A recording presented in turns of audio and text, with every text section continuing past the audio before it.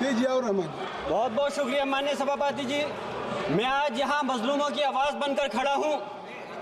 उन करोड़ों भारतीय मुसलमान और अल्पसंख्यकों की जद्दोजहद और हक की बात करना चाहता हूँ जो इस देश का अटूट हिस्सा हैं। मेरे अल्फाज बंटवारे के नहीं बल्कि इत्तेहाद के हैं। मेरे अल्फाज मायूसी के नहीं बल्कि एक उम्मीद के हैं। ऐसी उम्मीद जो कि हमारे इस देश को जोड़ना चाहती है। हमारे संविधान को बनाने के लिए हमारे बाबा भीमराव अंबेडकर साहब, मौलाना अबुल कलाम आज़ाद साहब, डॉक्टर जाकिर हुसैन साहब ने मिलकर के इस संविधान को बहुत मेहनत के साथ बनाया था। ये सिर्फ किताब की शक्ल में देने के लिए नहीं है। आज संविधान के उस पर मैं कहना चाहता हूं कि भारत का संविधान इंसाफ, आज़ादी और भाईचारगी की जिंदा गवाही है और ये गारंटी देता है कि नागरिक हर मजहब, जात या नस्ल पर इज्जत के साथ गुजार सकते हैं जिंदगी। लेकिन अफसोस है, एक मुस्लिम रहनुमा की हैसियत से मुझे इस दस्तावेज पर बेपनाह फख्र है जो कि दस्तावेज जो संविधान हमें इजाजत देता है। आर्टिकल 15 के मुताबिक किसी भी नागरिक को मजहब, जात, लिंग, नस्ल या जन्म के स्थान पर भेदभाव नहीं किया जाएगा। आर्टिकल 19 में बोलने के अभिव्यक्ति की आज़ादी का हक दिया गया है जो कि हमारे अधिकारी को हक की आवाज़ को छीनने का आप काम कर रहे हैं। आर्टिकल 25 अपने मजहब को मानने और उस पर अमल करने की आज़ादी देता है। आर्टिकल 29 के तहत अल्पसंख्यकों के हकों की हिफाजत करने के लिए प्रावधान किए गए हैं। लेकिन आप तो हमारे हकों की छीनना चाहते हैं। माननीय सभापति जी, मैं आपके माध्यम से कहना चाहता हूं कि आर्टिकल 30 के अंदर अपने तालीमी इदारों को कायम करने और उनके चलाने का हक है, लेकिन हमारे साथ ज्यादती हो रही है। ये संविधान को अगर आप कमजोर करेंगे तो याद रखना ये देश कमजोर होगा, हमारा मुल्क कमजोर होगा। जो संविधान के प्रति वफादार नहीं हो सकते वो हमारे मुल्क के प्रति वफादार नहीं हो सकते। मैं उस संभल की सरजमी से आता हूं जहां पर 15 दिन पहले एक संविधान को कमजोर करने का काम किया गया। वहां पे जिस प्रकार से 5 मजलूमों की जान ले ली गई, जिस तरह से 30 से ज्यादा लोगों को गोली मारकर घायल कर दिया गया और 27 से 50 से ज्यादा लोगों के खिलाफ मुकदमा दर्ज किया गया।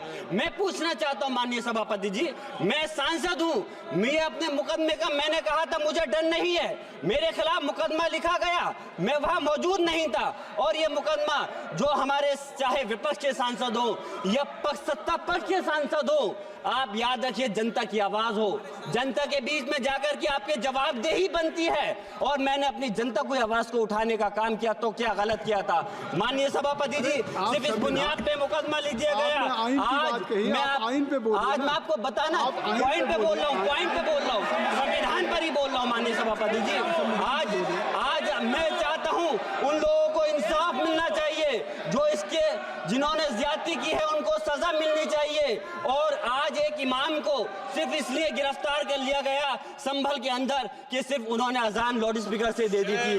अफसोस है कि आज हमारे साथ ऐसी ज्यादती हो रही है। माननीय अध्यक्ष जी, हमारा संविधान किसानों को मजबूती की बात करता है जो इस देश की रीढ़ की हड्डी है।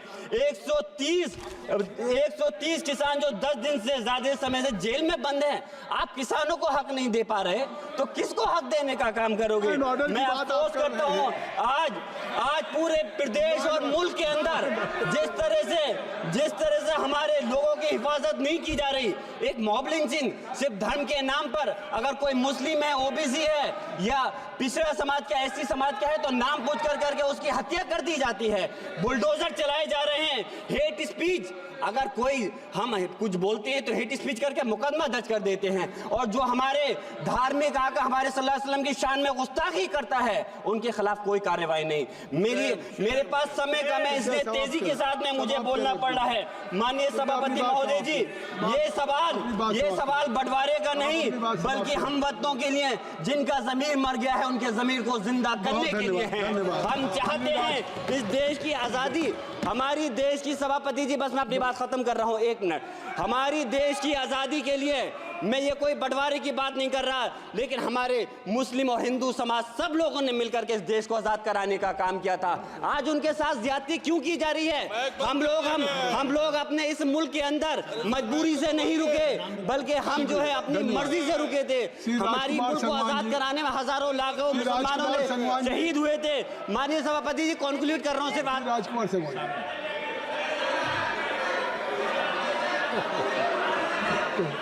तो आप कंक्लूड करें ना, आप कंक्लूड कर माइक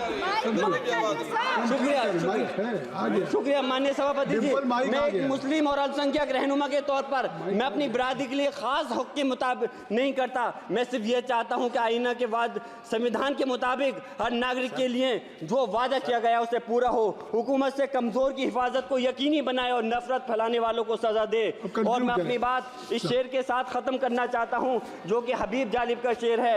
ऐसे जुल्म सुबह बेनूर को मैं नहीं मानता, मैं नहीं जानता, मैं भी खाइफ नहीं तख्ताए दार से, मैं भी मंसूर हूं कैदो अगयार से, क्यों डराते हो जिंदान की दीवार से, जुल्म की बात को जहल की रात को मैं नहीं मानता, मैं नहीं जानता। श्री राजकुमार संगवान जी, श्री राजकुमार संगवान जी।